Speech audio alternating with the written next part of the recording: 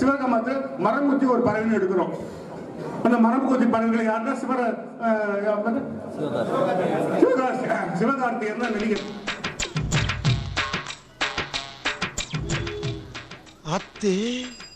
ஆனா எனக்கு பிடிச்ச நடிகர்கள் நீங்க பாத்தீங்கன்னா ராகவா லாரன்ஸ் என்ன ஆயிருப்பேன் தாராயிருப்போமே.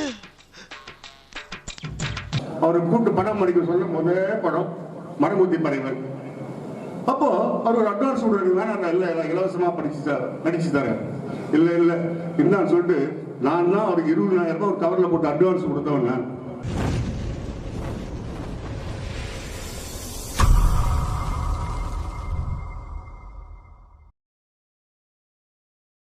உங்க தகப்பன் எப்படி அனுப்புகிறார்கள், அவர் என்ன நிலை, நான் பார்க்காத உலகத்தை.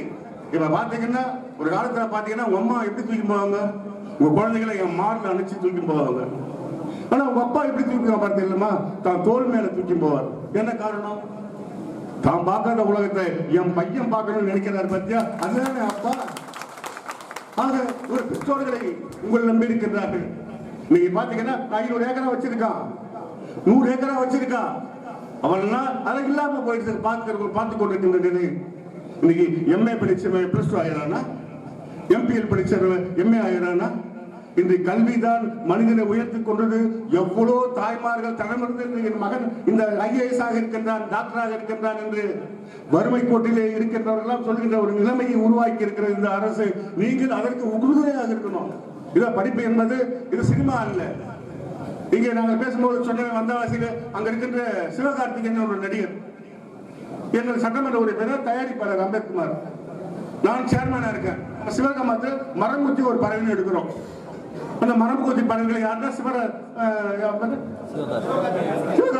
சிவகார்த்திகேயன் தான் நடிகர். நாங்கள் அறிமுகப்படுத்துறோம். எங்க எதிர்த்து அவர் உட்கார மாட்டார் சிவகார்த்திகேயன். நான் அப்ப சேர்மன் வந்தவாசி இல்லை அம்பேத்குமார் புவனேஸ்வர்.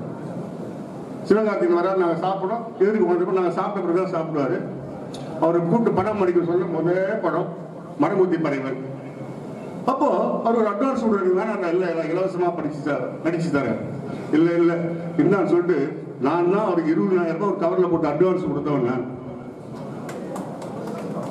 இது என்ன, இன்னைக்கு சிவகார்த்திகேயன் இருக்காரு, எத்தனை நடிகர்கள் ஒன்று இருக்கிறாங்க நீங்க பாக்குறோம். ஆனா எனக்கு பிடிச்ச நடிகர்கள் நீங்க பாத்தீங்கன்னா ராகவா லாரன்ஸ் இருக்காரு.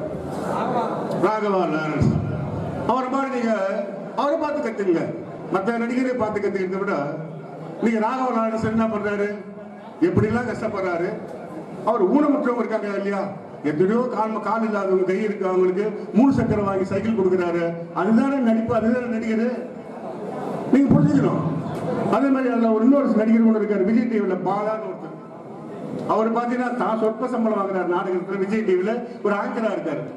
அவரை பாத்தீங்கன்னா இன்னைக்கு பாத்தீங்கன்னா நிறைய பசங்களுக்கு எடுத்து போய் ஆம்புலன்ஸ் வாங்கி கொடுக்குறாரு. இல்லாதவங்க ஆம்புலன்ஸ், ஸ்கூலு கட்டி கொடுக்கிற. இது போல உதாரணமாக இருக்கிறார்கள் என்பதை நீங்கள் உணர வேண்டும். எனவே படிப்புத்தான் மனிதனை உயர்த்தும் என்பதை நீங்கள் புரிந்து கொள்ள வேண்டும்.